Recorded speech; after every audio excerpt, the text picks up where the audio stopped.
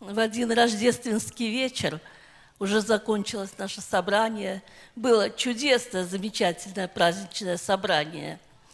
И я пошла туда, спускаюсь к парковке по ступенькам, и вдруг зазвучали строки.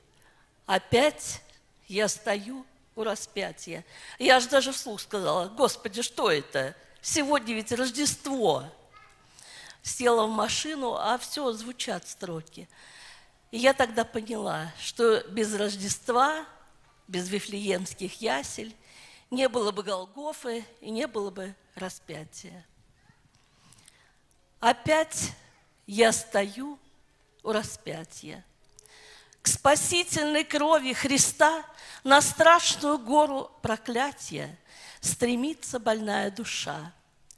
Когда моя вера ослабла, и сил нет в борьбе побеждать, крови даже малая капля способна помочь мне опять. В крови той великая сила, и хоть пролетели века, ничто до сих пор не затмило голгофскую жертву Христа.